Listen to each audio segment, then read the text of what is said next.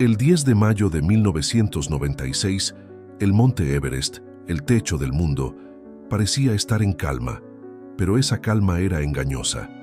Para Rob Hall, un experimentado líder de expediciones, y sus compañeros en el campamento base, ese día comenzó como cualquier otro. Sin embargo, lo que estaba por ocurrir los pondría al borde de la vida y la muerte. El Everest, una montaña que había cobrado la vida de 1 de cada 4 escaladores, estaba a punto de recordarles una verdad brutal. En sus alturas, la naturaleza es la única que decide quién vive y quién muere. A lo largo de los años, el Everest se había convertido en un símbolo de la ambición humana.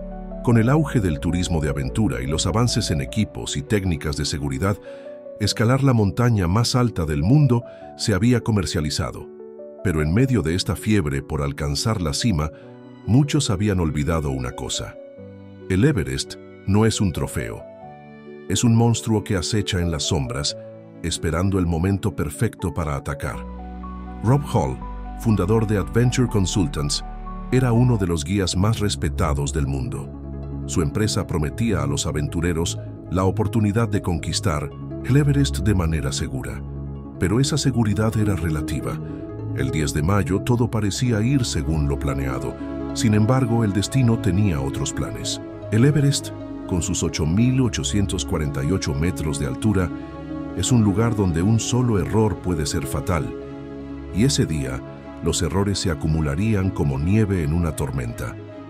Desde que Edmund Hillary y Tenzing Norgay conquistaron el Everest en 1953, la montaña se había convertido en un imán para los aventureros.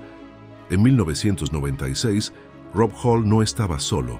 Junto a su equipo de Adventure Consultants, se encontraban expediciones rivales, como la de Scott Fisher y su grupo Mountain Madness, y una expedición financiada por el gobierno de Taiwán. La competencia era feroz, pero Hall era un veterano. Había escalado el Everest varias veces y era conocido por su meticulosidad. Sin embargo, incluso los mejores pueden caer. La rivalidad entre Adventure Consultants y Mountain Madness era bien conocida. Ambos equipos buscaban ser reconocidos como los mejores en llevar a la gente a la cima. Pero en el Everest, la competencia no es contra otros escaladores, es contra la montaña misma. Y esa montaña no perdona. Rob Hall no era un novato. Había completado el desafío de las 7 cumbres, sobreviviendo a algunas de las montañas más peligrosas del planeta. Pero el Everest era diferente. Era el mayor desafío de su carrera, y en 1996 estaba decidido a llevar a su equipo a la cima. Sin embargo, la montaña tenía otros planes, y esos planes involucraban una serie de eventos que llevarían a uno de los peores desastres en la historia del alpinismo. El Everest no es solo una montaña. Es un mundo hostil, donde el aire es tan delgado que el cuerpo humano comienza a deteriorarse. Los escaladores deben aclimatarse lentamente, subiendo y bajando entre campamentos, para permitir que sus cuerpos se adapten. Pero incluso con toda la preparación, hay una zona donde la supervivencia es casi imposible: la zona de la muerte. Más de 8.000 metros de altura. El oxígeno es tan escaso que el cerebro y los pulmones comienzan a fallar. Y es aquí donde comienza la verdadera batalla. El 10 de mayo, el equipo de Rob Hall inició su ascenso final desde el campamento 4 a 26.000 pies de altura. Todo parecía estar bajo control, pero pronto surgieron problemas. En el Hillary Step, un punto crítico en la ruta, descubrieron que no había cuerdas fijas. El retraso fue de 1 hora, y ese tiempo perdido sería crucial. Mientras los guías instalaban las cuerdas, los escaladores comenzaron a acumularse, creando un cuello de botella en la ruta. Era el primer signo de que algo iba mal. El tiempo en el Everest es implacable. Cada minuto cuenta y el margen de error es casi inexistente. Rob Hall había establecido una hora límite para el ascenso, las 2 de la tarde. Si alguien no había alcanzado la cima para entonces, debía dar media vuelta. Pero ese día, muchos no lo hicieron. Y esa decisión, o la falta de ella, desencadenaría una cadena de eventos que terminaría en tragedia. A medida que el reloj avanzaba, el clima comenzó a deteriorarse. Las nubes se cerraron, el viento aumentó y la temperatura cayó en picada. Pero algunos, como Doug Hansen, un cartero que había sacrificado todo para cumplir su sueño de alcanzar la cima, se negaron a retroceder. Hansen había intentado escalar el Everest el año anterior, pero Rob Hall lo había hecho regresar. Esta vez estaba decidido a llegar a la cima, sin importar el costo. Y ese costo resultaría ser más alto de lo que nadie podría haber imaginado. Mientras Doug Hansen luchaba por alcanzar la cima, otros miembros del equipo de Rob Hall tomaron una decisión que les salvaría la vida. Stuart Hutchison, Lou Casca y John Tasker, al darse cuenta de la gravedad de la situación, decidieron dar media vuelta. Fue una elección difícil pero sabia. Mientras descendían, el clima empeoraba rápidamente. La tormenta que se avecinaba no perdonaría a quienes se quedaran atrás. A las 3 de la tarde, el equipo de Rob Hall comenzó su descenso desde la cima, pero Doug Hansen no estaba listo para renunciar. A pesar de las advertencias de Ang Dorji, el Sherpa líder, Hansen se negó a retroceder. Había llegado demasiado lejos para rendirse ahora. Pero en el Everest, la determinación no siempre es suficiente. A veces es la causa de tu perdición. Doug Hansen no era un extraño para Rob Hall.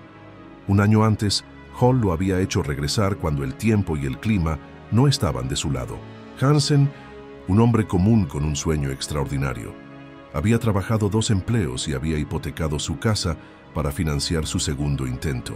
Hall, conmovido por su determinación, le había dado un descuento significativo para que regresara. Pero esa compasión podría haber nublado el juicio de Hall. En el Everest, las emociones pueden ser tan peligrosas como las tormentas.